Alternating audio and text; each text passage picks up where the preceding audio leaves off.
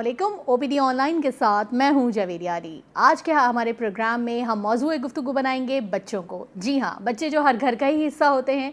बाज़ औक़ात ऐसा होता है कि बच्चे अपनी तकलीफ़ चूँकि थोड़े बड़े होते हैं बता पाते हैं, लेकिन बाज़ औक़ात ऐसा भी होता है कि इतने छोटे होते हैं कि अगर उनको कोई चोट लग जाए वो किसी तकलीफ़ में हो या उनको कोई परेशानी हो तो वो उसका इजहार नहीं कर पाते, और वालिदैन भी उमूमी तौर पर समझ नहीं पाते कि बच्चों को आखिर क्या परेशानी है, वो क्यों बेचैन हैं, क्यों रो रहे हैं।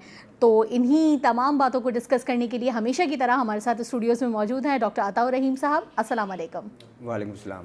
डॉक्टर साहब, क्या हाल चाल है आपके? अल्हम्दुलिल्लाह ठीक ठाक। अच्छा डॉक्टर साहब, बच्चे तो आपके घर में भी होंगे और यकीनन आपने भी वो टाइम तो देखा ही होगा जब बच्चे छोटे हों, रोते हुए आपके पास आएँ। आप कैसे टैकल करते हैं अगर कोई आपका बच्चा जो है, वैसे आपके कितने बच्चे हैं डॉक्टर साहब? मेरे 4 बच्चे माशाल्लाह। 4 बच्चे माशाल्लाह, फिर तो आपको काफ़ी एक्सपीरियंस होगा। जो रोता हुआ है माशाल्लाह, अब ज़्यादा यूनिवर्सिटी बल्कि जॉब्स में हैं, इंजीनियर है बेटा और इस तरह आगे, तो वो छोटे नहीं, लेकिन ये जब छोटे इस फेज़ से गुजरे हम भी, तो इनको देखा है कि वो कॉमन कंप्लेंट्स होती हैं, चोट लग जाना, ये सब यानी गिरना, ये सब चीज़ें तो रूटीनली रहती ही हैं। सही, तो मतलब आपको मेडिकल एक्सपीरियंस भी है और पेरेंटल एक्सपीरियंस भी है, तो हम आपसे दोनों चीज़ों का फ़ायदा उठा सकते हैं। बिल्कुल। तो अब जैसे छोटे बच्चे होते हैं उमूमन अगर गिर जाते हैं, आमतौर पे खेलते हैं कूदते हैं, एक साथ भी खेल रहे होते हैं तब भी गिर जाते हैं, और जब लर्निंग प्रोसेस होता है उनका चलने का, जब वो क्रॉल कर रहे होते हैं या चलने की कोशिश कर रहे होते हैं तब वो ज़्यादा गिरते हैं, तो रोना भी शुरू हो जाते हैं, लेकिन वालिदैन समझ नहीं पाते कि उनको अंदरूनी कोई चोट लगी है या क्या हुआ है। तो ऐसी सूरत हाल में हमारा फर्स्ट रिएक्शन क्या होना चाहिए? देखिए, 2-3 चीज़ें जो जहन में रखनी चाहिए बच्चों में, ख़ासतौर पे जब वो इस काबिल हो जाएं कि चलना फिरना शुरू कर दिया, या बेड से अमूमन रोल करके भी बच्चे गिर जाते हैं। अमूमन जो इंजरीज़ देखने में आती हैं वो ज़्यादातर सर पर होती हैं, बच्चों को चोट लगती है। एक्चुअली होता क्या है कि इस एज के अंदर अगर 6 महीने से ऑनवर्ड की मैं बात करूँ, 6 से लेकर 2 साल तक में बच्चों की बोन्स फ्लेक्सिबल होती हैं काफ़ी ज़्यादा। इवन अभी जॉइंट्स प्रॉपरली बने भी नहीं होते ढंग से ना, तो उसमें तो मार्जिन होता है कि खुदा ना खास्ता अगर इस 2-3 फीट 2 फीट की हाइट से अगर वो ड्रॉप होते हैं या गिर जाते हैं अमूमन, तो उसमें ये और भी बात है कि फरिश्ते उनकी हिफाजत करते हैं। बिल्कुल, ये तो हमारा है यकीदा, वरना हम इतनी ज़्यादा नज़र नहीं रख पा सकते। लेकिन बहरहाल अगर गिरते भी हैं तो ऐसी सूरत में अमूमन जो चोट आती है वो वक्ती होती है और उसमें कवर अप हो जाती है। लेकिन थोड़े से जैसे ही बड़े होने लगते हैं, 1.5 साल 2 साल के बाद, तो अगर उसमें खुदा ना खास्ता सर में चोट लगती है तो हमें कुछ चीज़ें ऑब्जर्व करनी चाहिए। एक तो पहली बात ये कि रोना ठीक है, रोना एक बच्चे का फितरी अमल है, बच्चा रोता है तो परेशान नहीं हो, लेकिन अगर रोना नहीं हो रहा, चोट ऐसी लग गई जो आप देख रहे हैं कि फॉर एग्जांपल माथे पे कहीं स्वेलिंग बहुत ज़्यादा आ गई, लेकिन वो बच्चा रो भी नहीं रहा है, रिएक्टिव नहीं है, तो ये थोड़ी सी एक फ़िक्र की बात होती है, बजाय इसके कि उसको रिएक्टिव होना चाहिए। और अगर क्योंकि रिएक्शन है तो इसका मतलब पेन फील कर रहा है, तमाम सेंसेशंस ठीक हैं, तो ऐसी सूरत में अगर बच्चा रो रहा है तो नथिंग टू वरी। लेकिन जहाँ पर साइलेंस आ जाए, खुदा ना खास्ता ऐसी चोट लगने के बाद, तो उसमें फ़िक्र होने की ज़रूरत है, उसमें डॉक्टर को रुजू करने की ज़रूरत है। वरना नॉर्मली घर में क्या है, माथे हाथ रखा, दबा दिया, प्रेशर आपने अप्लाई किया, कोल्ड आपने एप्लीकेशन कर लिया, जो स्वेलिंग्स हैं उसको ख़त्म कर दिया। लेकिन बाज़ औक़ात इस तरीके से अगर हो जाए कि बच्चे में वॉमिटिंग एकदम से खुदा ना खास्ता हो जाए, या आँखें यानी कहते हैं ना बेहोशी टाइप की तारी होने लगे, तो फ़िक्र होने की ज़रूरत है। अच्छा डॉक्टर साहब, जैसे अभी आप बता भी रहे हैं कि स्वेलिंग हो जाए तो हम वो है या तो सिकाई कर देते हैं, क्या इतना ही काफ़ी होता है कोई मामूली सी चोट के लिए, या डॉक्टर के पास लाजमी हमें कंसल्ट करना चाहिए? अच्छा देखिए, 2 किस्म के ज़ख़म होते हैं, ओपन होता है और एक क्लोज्ड है, यानी अपरेंटली आपको कोई ऐसी ब्लीडिंग नहीं हो रही है लेकिन स्वेलिंग हुई है। अच्छा, स्वेलिंग अगर हुई है और उसकी जो अंडरलाइंग स्ट्रक्चर है नीचे वो बज़ाहिर आपको इंटैक्ट नज़र आ रहा है, यानी ऐसा नहीं है, मिसाल हाथ पे अगर कहीं स्वेलिंग हो गई, बच्चे गिर जाते हैं, तो आपने सिर्फ ये देखना है कि मूवमेंट उसमें है, थोड़ा बहुत हाथ चलवा के सिर्फ बच्चे की मूवमेंट चेक की जाती है। अगर जॉइंट में फॉर एग्जांपल या इस जगह पे हुआ और स्वेलिंग होना शुरू हो रही है और स्वेलिंग रुक नहीं रही है, तो ऐसी सूरत में डॉक्टर से ज़रूर रुजू करना चाहिए। एक चीज़ है कि हाथ का फंक्शन स्टॉप हो जाना, यानी आपके चोट लगी और उसके बाद आप बच्चा हाथ उठा ही नहीं पा रहा, यानी आपने इस तरह उठाया और वो उससे छूट जाए। इसका मकसद क्या होगा, याद रखें कि जब कभी इवन हेयर लाइन फ्रैक्चर भी होगा, माइनर से, ये इवन बच्चों के लिए नहीं बड़ों के लिए भी यही चीज़ है कि जब कभी भी फ्रैक्चर होगा खुदा ना खास्ता, तो आपकी मूवमेंट उस पार्ट की रुक जाती है। अच्छा, मोस्ट ऑफ द टाइम 90%, यानी हाथ में अगर यहाँ कहीं फ्रैक्चर हो गया या इधर कहीं फ्रैक्चर हो गया, इवन बहुत बारीक सा, तो ये कुदरत का एक निज़ाम है कि पूरा वो एक सिस्टम शट डाउन हो जाता है और वो मूवमेंट नहीं हो पा रही होती। तो उसमें स्वेलिंग वगैरह भी होती है, सूजन डिपेंड भी करता होती है, डिपेंड करता है। अगर बहुत ज़्यादा सिवियर हो गया है तो उस सूरत में स्वेलिंग होने लगी, वरना अगर स्वेलिंग नहीं भी हो रही, फॉर एग्जांपल ह्यूमरस है, ये हमारी बोन है ह्यूमरस, ये ब्रेक होती है कहीं से, तो बहुत ज़्यादा ये डिपेंड करता है किस तरीके से हुई। नॉर्मल घर में स्लिप होने की वजह से अगर ये ब्रेक हुई है एक अलग चीज़ है, खुदा ना खास्ता बाहर कहीं एक्सीडेंट हो जाए तो उस सूरत में तो फिर ओपन वुंड होने लगता है ना, स्किन भी ख़राब। लेकिन स्किन जो है वो इंटैक्ट है, सिर्फ मूवमेंट बज़ाहिर जो आपको नहीं हो रही, इसका मतलब है कहीं फ्रैक्चर हो सकता है, तो उसे दिखाने की ज़रूरत है। सही। अच्छा डॉक्टर साहब, इसी किस्म के और भी बहुत सारे छोटे बच्चों के साथ तो मसाइल रहते ही हैं, जैसे आपने गिरने का भी बताया।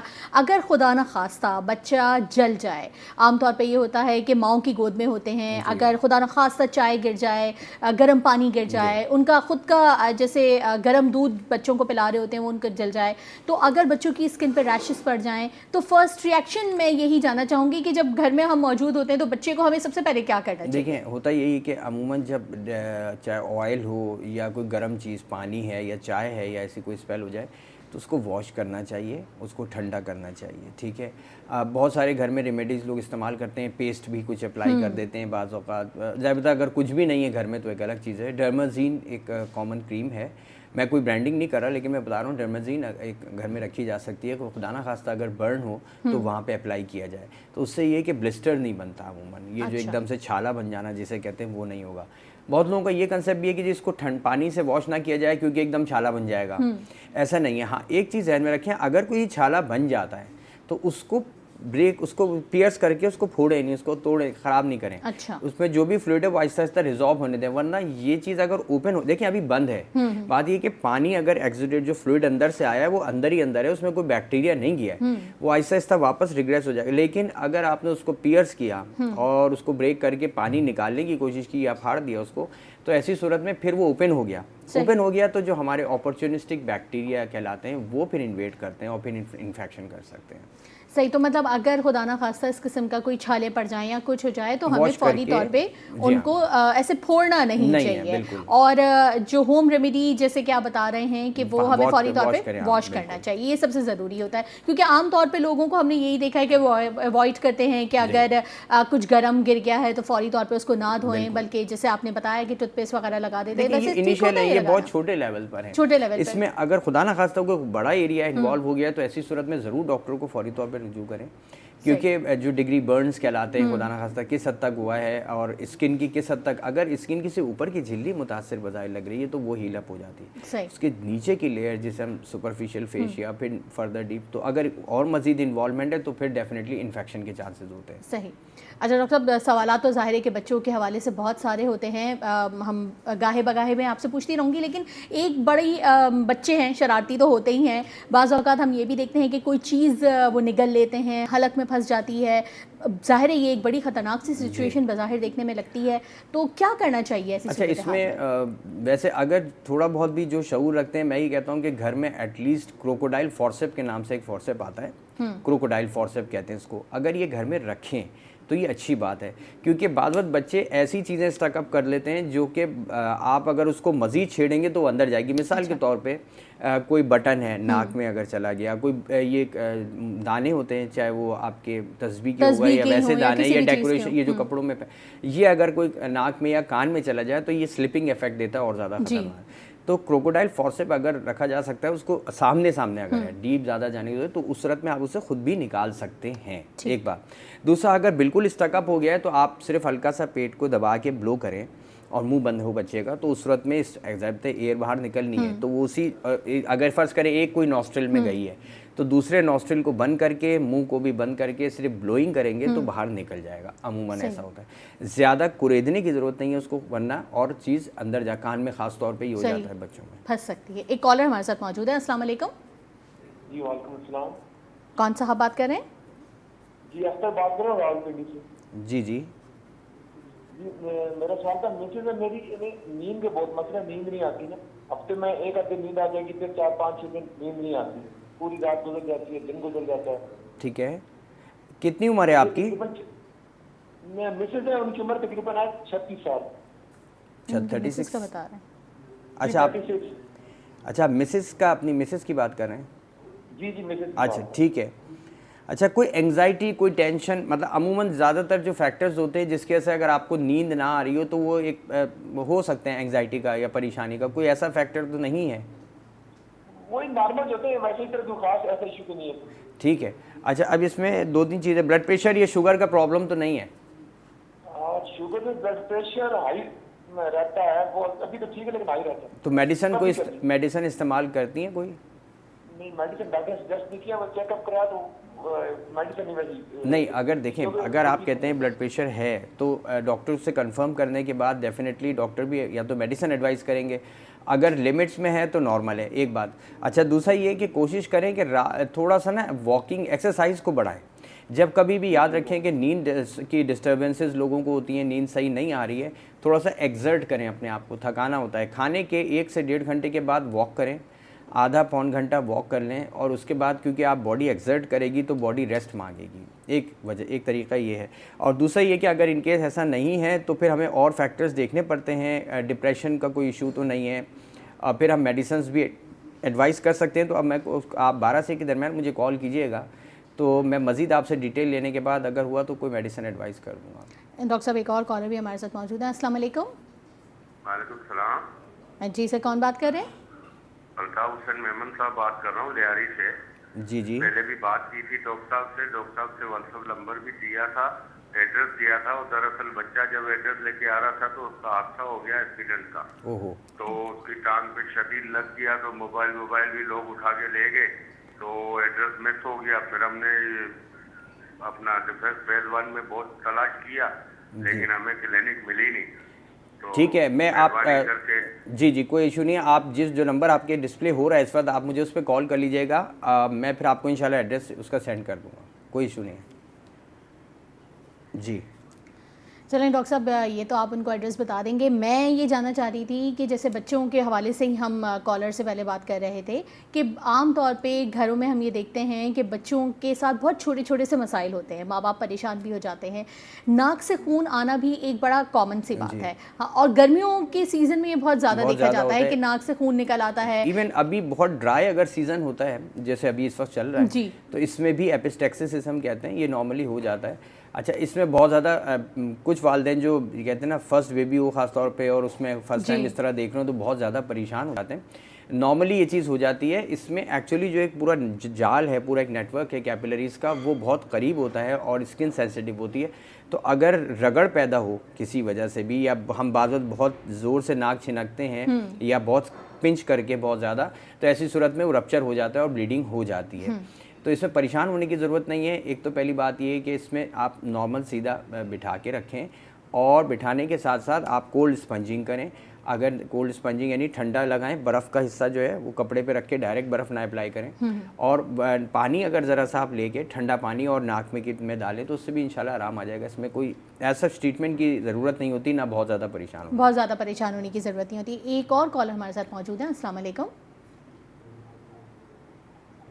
हेलो। वालेकुम सलाम। जी, कौन बात कर रही हैं? मैं मैमुना कराची से बात कर रही हूँ। जी कहिए मैमूना। जी, एक्चुअली मेरे गांव से ना कजन आया है, वो एक्चुअली उसके गले में ना काले काले दाग निकल गए, पूरे जिस्म में काले काले दाग हो गए।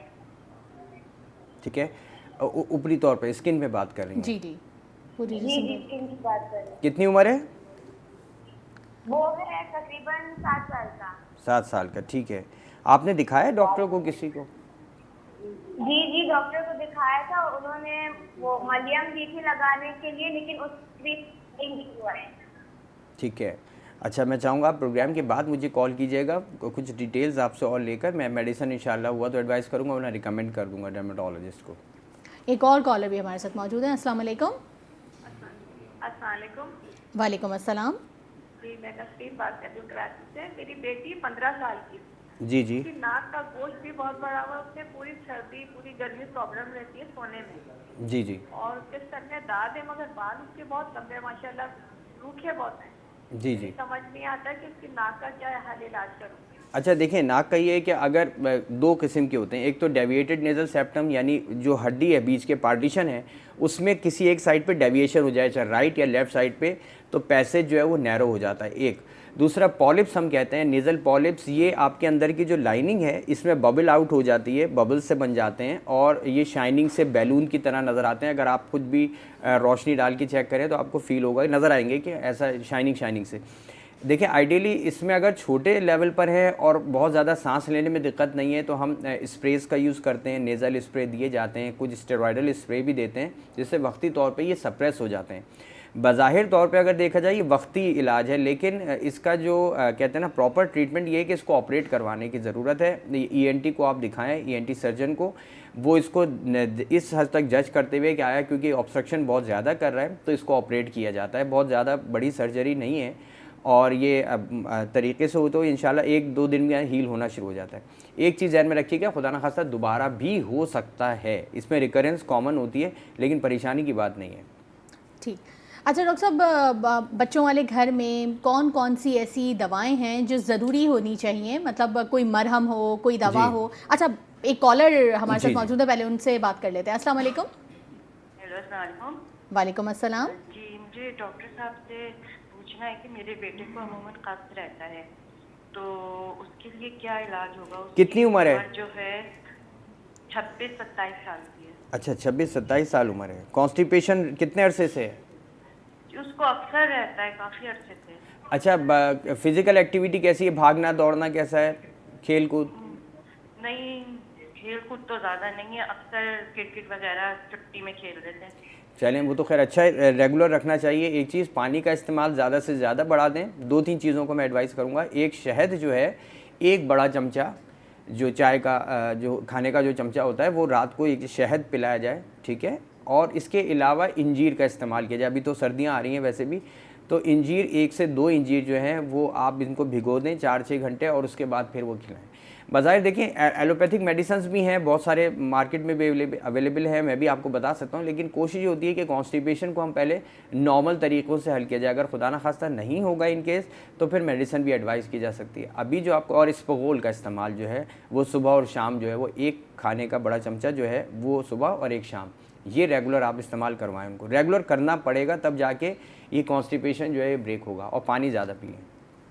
ठीक है, तो डॉक्टर साहब फिर हम जो बात कर रहे थे कि कौन कौन सी ऐसी दवाएं या कौन कौन से ऐसे मरहम हैं जो छोटे बच्चों के घरों में उमूमन होने चाहिए? अच्छा, होने चाहिए, बिल्कुल ऐसा है। देखें, कुछ मैं बार बार अमूमन आपने देखा होगा, मैं कहते हैं 150 से ज़्यादा प्रोग्राम्स हम कर चुके हैं, मैं ब्रांडिंग नहीं कर रहा होता हूँ, लेकिन कुछ ऐसी कॉमन चीज़ें हैं कि जो OTC प्रोडक्ट्स हैं मार्केट में अवेलेबल हैं, आपके पास होनी चाहिए। एक पॉलीफेक्स आप आई ऑइंटमेंट ज़रूर, जिस तरह आई ऑइंटमेंट रखें इसी तरह स्किन का जो ब्लू वाला आता है वो एक घर में होना चाहिए। पायोडीन आप ज़रूर रखें, ठीक है। कभी आपके कट लग जाता है, वूंड वॉश करना है, क्लीन करना है उसको, तो वो करने के लिए अप्लाई आपके पास होना चाहिए। अच्छी सर्जिकल कॉटन छोटे साइज़ में हो, बहुत ज़्यादा बड़ी नहीं, वो घर में रेगुलर बेस पे होनी चाहिए। एक चीज़ मैं अप्रिशिएट नहीं करता, जितने भी ये स्टिकिंग प्लास्ट आते हैं, जो कभी आपने देखा होगा ब्लड निकाला और उसको वक्ती तौर पे, ये चीज़ कभी भी कट और वूंड्स के ऊपर ना लगाएं, ये और ज़्यादा ख़राब करता है। मैं मशवरा नहीं दूंगा कि इसका इस्तेमाल किया जाए। ओपन अगर कट लग भी गया है और ब्लीडिंग भी खुदा ना खास्ता हुई है, उसको क्लीन करने के बाद अगर आप पॉलीफेक्स का अप्लाई करके और ओपन भी छोड़ते हैं, हल्का सा एक उस पर कॉटन रखें वक्ती तौर पे, फिर वो हटा दें। पूरा दिन 2-2, 3-3 दिन तक हम लोग अमूमन छोटे से ज़ख्म को बांध के रखते हैं, वो और ज़्यादा ख़राब होता है। तो इसको क्लीन रखें, वॉश करने में कोई हर्ज नहीं है। चोट लग जाती है, ब्लीडिंग हो जाती है, अगर कोई कॉलर हो तो मुझे आप बीच में रोक लीजिएगा। आप ब्लीडिंग हो जाती है तो उसको वॉश कर लें अच्छे से, ज़रूरी साबुन से अगर आप धो लेंगे इसमें कोई हर्ज नहीं। एक अच्छा एंटीसेप्टिक है सोप। हमारे यहाँ ज़ख़म पे पानी ना लगने का कंसेप्ट बहुत बुरा है और इस चक्कर में वो और ज़्यादा ख़राब होता है। क्लीन करें फिर अप्लाई करें। चलिए, एक कॉलर भी हमारे साथ मौजूद है। अस्सलाम वालेकुम। जी अस्सलाम वालेकुम। वालेकुम अस्सलाम।